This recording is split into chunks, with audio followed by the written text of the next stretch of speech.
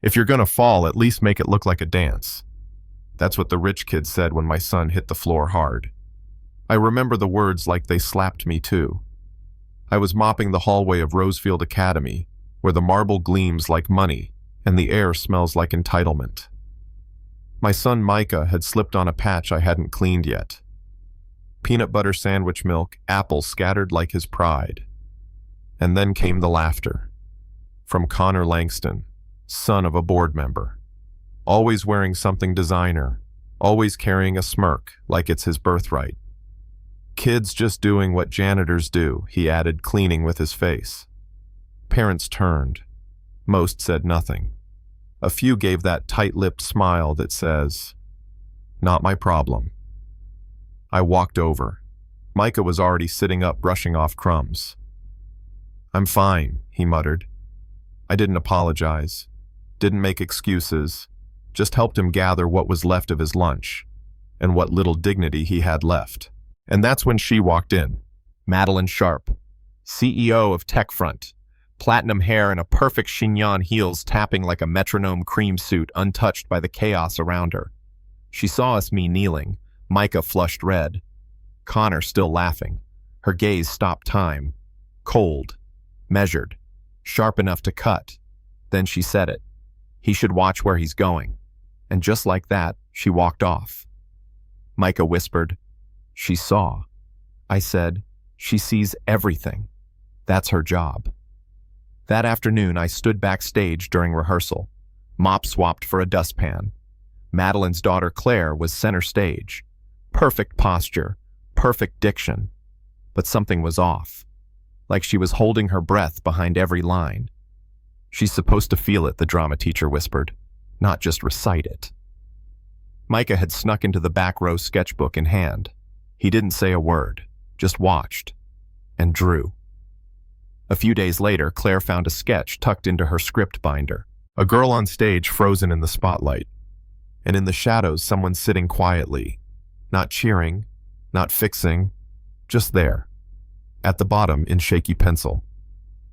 "You don't have to shine alone." It hit her harder than any stage note ever had. She didn't know who drew it, but she kept it. I saw her hold it like it was a life vest. Madeline noticed too. One afternoon, she asked me, more curious than concerned, "Your son, does he always watch like that?" I said, "He watches everything." That's when things started to shift. Micah started helping build sets. Quiet, focused.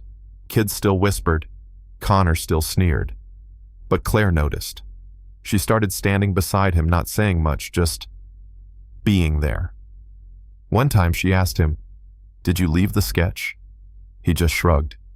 "You looked stuck." Her voice caught. "How'd you know?" "Because I've been there." No pity, just truth. Claire told me later, "He makes me feel like I don't have to pretend I'm okay." Madeline was watching it all. She didn't say much, but her silences started to feel different. Then came opening night. The curtain rose. Claire stood center stage and froze. Spotlight hit her like a freight train. Her lines vanished. Her breath caught. Silence swallowed everything. Backstage, Micah moved before anyone else did. He didn't have a role, didn't have a costume, just stepped onto that stage, sat cross-legged beside her and said softly, "You don't have to do anything. I'm just here." And that broke it open. She looked at him. Then she spoke her first line, whispered but clear. And the show went on. When it ended, the applause was thunderous. But Micah didn't bow, just walked off with Claire like it was nothing. But it wasn't nothing. By the next morning, someone had posted the moment online. The boy who stayed. It exploded. Comments like, "He didn't save her. He stayed. That's even braver." Podcasts called. Reporters showed up. But Micah didn't say much. He just kept drawing. Later that week, Connor tried to mock him again. "You think that makes you special?" Micah looked at him and said, "Calm as ever, I was someone before she saw me. I'll still be someone after." Connor didn't have a comeback. Even Claire started talking back. Not loud, just enough to say, "He's helping, so others don't have to carry it alone." Madeline finally approached me. Not as the CEO, just a mom. You used to teach, didn't you? I nodded. Before the panic attacks, before my wife got sick. You still teach, she said. She brought me my old paint set from storage, one I hadn't touched since quitting. Said, you remind me what healing looks like.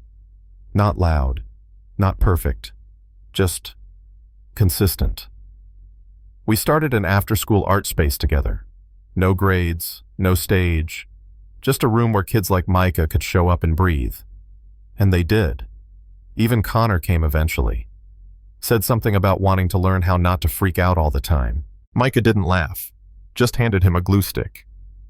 Every Thursday, the room fills with kids painting emotions they don't have words for, laughing, failing, trying again.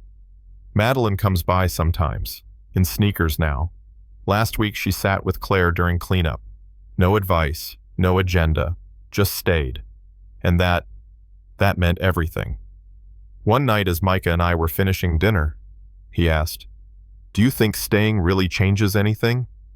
I looked at him, at the kid who once tried to disappear behind his sketches, and said, it already has. And maybe it'll change more. Not because we made noise, but because we were there, when it mattered. So now I'll ask you, have you ever needed someone to sit beside you in silence? Have you ever wished someone would stay instead of fix? Tell me below. I want to read your stories.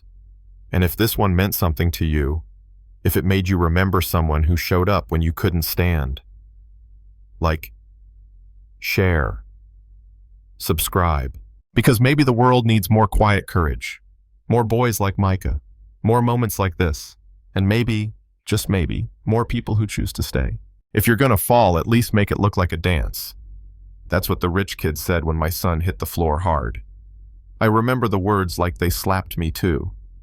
I was mopping the hallway of Rosefield Academy, where the marble gleams like money and the air smells like entitlement. My son Micah had slipped on a patch I hadn't cleaned yet. Peanut butter sandwich milk, apples scattered like his pride. And then came the laughter. From Connor Langston, son of a board member. Always wearing something designer, always carrying a smirk like it's his birthright. Kids just doing what janitors do, he added, cleaning with his face. Parents turned. Most said nothing. A few gave that tight-lipped smile that says, not my problem. I walked over. Micah was already sitting up, brushing off crumbs. I'm fine, he muttered. I didn't apologize, didn't make excuses, just helped him gather what was left of